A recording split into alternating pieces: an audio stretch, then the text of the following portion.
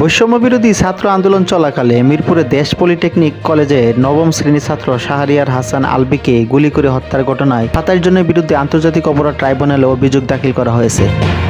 অভিযুক্তদের মধ্যে রয়েছেন সাবেক প্রধানমন্ত্রী শেখ হাসিনা, বাংলাদেশের ওয়ার্কার্স পার্টির সভাপতি রাশেদ খান মেনন, জাতীয় পার্টির চেয়ারম্যান আনোয়ার হোসেন মঞ্জু, জাতীয় সমাজতান্ত্রিক দলের সভাপতি হাসানুল হক ইনু সহ আওয়ামী লীগের কয়েকজন সাবেক মন্ত্রী, ছাত্রলীগ, যুবলীগের নেতাকর্মী এবং পুলিশের কয়েকজন ঊর্ধ্বতন কর্মকর্তা। গতকাল সোমবার দুপুরে ট্রাইব্যুনালে তদন্ত সংস্থা অভিযোগটি দাখিল করা হয়। অভিযোগে মোট 27 জনের নাম রয়েছে। পাশাপাশি হত্যায় দল হিসেবে আওয়ামী লীগ ও এর সহযোগী সংগঠনের সংশ্লিষ্টতা তদন্তের আবেদন করা হয়।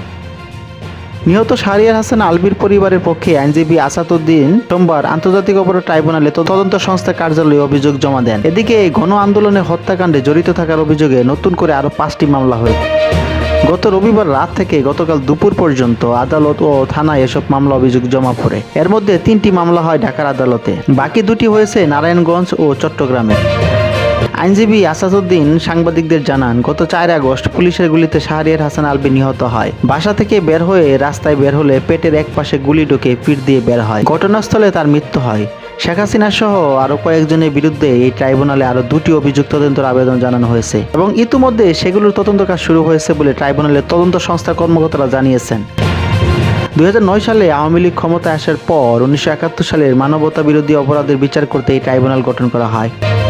শেখ হাসিনা, মেনন, ইনু ও মঞ্জু ছাড়াও আওয়ামী লীগের সাধারণ সম্পাদক উবাইদুল কাদের, সাবেক স্বরাষ্ট্রমন্ত্রী আসাদুজ্জামান খান কামাল, সাবেক আইনমন্ত্রী আনিসুল হক, ক্ষমতাচ্যুত প্রধানমন্ত্রী শিল্প ও বাণিজ্য বিষয়ক উপদেষ্টা সালমান এফ রহমান, সাবেক পররাষ্ট্রমন্ত্রী মোহাম্মদ হাসান মাহমুদ, সাবেক আইসিটি প্রতিমন্ত্রী জুনায়েদ আহমেদ পলক, সাবেক তথ্য প্রতিমন্ত্রী মোহাম্মদ আলী আরাফাতের নাম আছে। সংগঠন হিসাবে আওয়ামী লীগ, যুবলীগ, ছাত্রলীগ ও তাদের সদস্য সহ আনুমানিক 500 জনের কথা বলা হয়েছে আবেদনে।